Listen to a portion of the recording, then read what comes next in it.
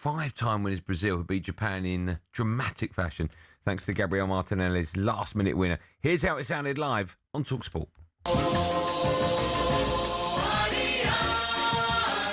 Defended by Tanaka. Oh, he's then given it away. Pokes it back inside his own penalty area. Bruno Guimaraes, left-footed. Big chance. The winner, Gabriel Martinelli. Brazil have got away with it. A 96-minute goal from Martinelli after a mistake from Tanaka. And a day that looked as though it could be an ignominious World Cup exit for Brazil. Now, surely destined to end with victory.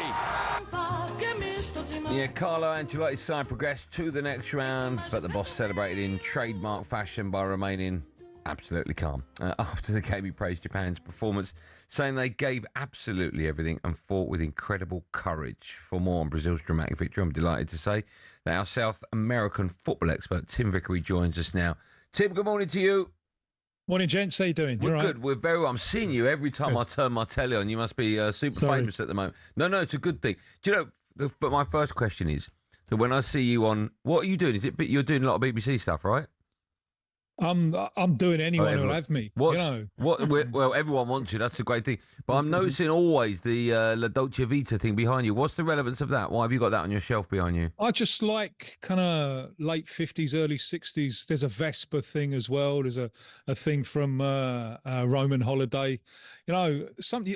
It's things to get me away from football. And you know, other cultural things that I like. That you know.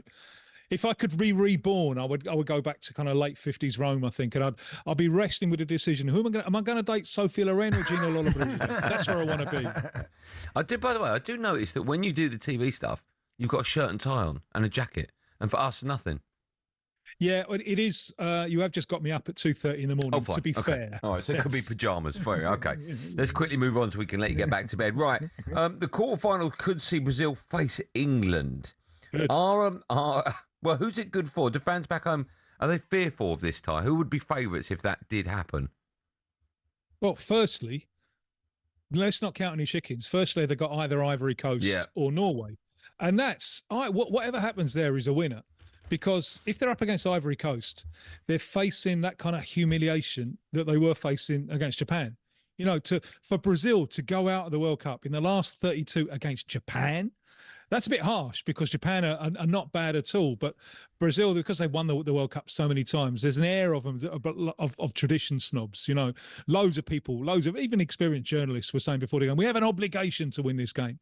And they're in a similar situation if it's Ivory Coast. If it's Norway, you know, they've never beaten Norway, ever. And like Norway have beaten them. It's an extraordinary statistic. And every World Cup since they won in 2002 has ended when they've come up against the European side in the knockout stage. So if it's Norway, they'll have to get over that one. So there's hurdles before.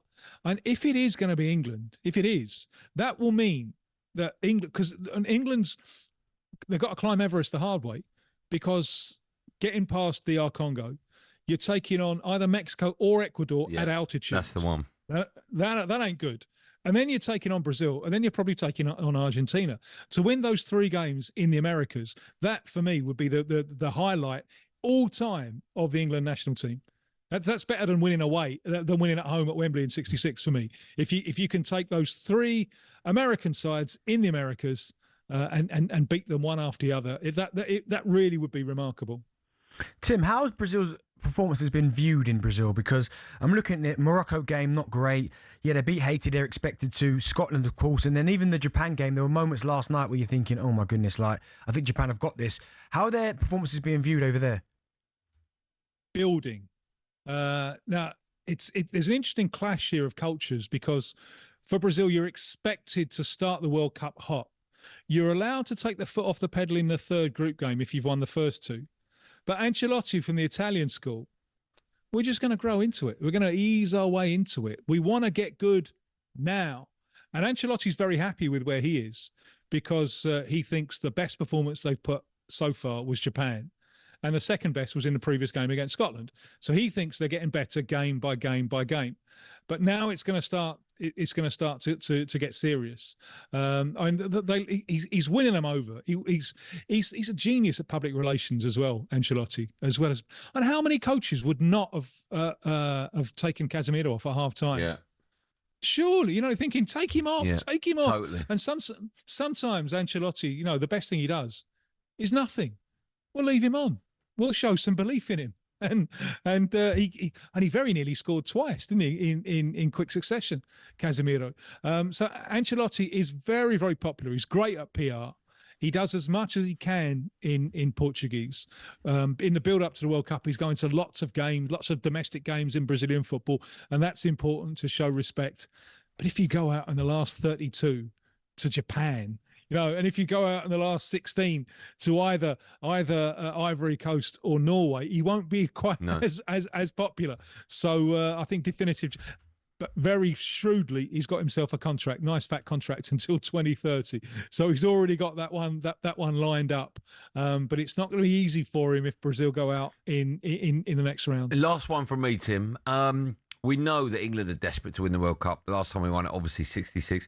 I get the feeling that even though Brazil's last World Cup victory was 24 years ago, 2002, I get the feeling they're as desperate as we are to win it again. Is that fair? Oh, more desperate, because it's considered a birthright. You are going to see your country be world champions. They've never gone this amount of World Cups ever without winning. And if they don't win this time, that breaks the record for the number of World Cups without winning. And there's a whole generation of young adult Brazilians who've never seen their country be champions. It's like being a birthright being stolen from you. And we English, we kind of see it as a bonus, don't we? You want to enjoy the ride. And I really remember 2018 because I was here in Brazil until they went out. They went out quarterfinals against Belgium. And the place you always feel when they get knocked out, it feels like a death in the family. It's this carpet of gloom descends. And then I was back in England for the semi-finals when England lost to Croatia.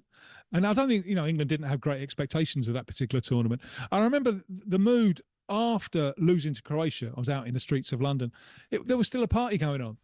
It was still a party, even though we'd lost to Croatia, because people had enjoyed the journey. If you're Brazil, and I feel a bit sorry for this reason, you can't really enjoy the journey because it's all about winning. Yeah. So the whole thing is just a build-up to winning in the final. And I told Ancelotti the day that he took over, I said, in this job, success is winning the World Cup and failure is anything else. And he just raised an eyebrow and said, yeah, I know. But it looks like all the pressure goes on the chewing gum, doesn't it? Because the calm that he spreads through this thing. You even see it, I think, in that winning goal, because they could have put it in the mixer, but the calm just to construct that move and the pass from Bruno Guimaraes off his wrong foot, just choosing the right option after running around for 95 minutes of huge pressure. Yeah. I think part of that is the Ancelotti effect of just the calm that he spreads through the whole thing. I agree. Tim, you're a superstar for staying up for us. Much appreciated. We'll let you get back to bed. Thanks so much for your time. We'll speak to you in a bit. Thanks, Cheers, man. Tim.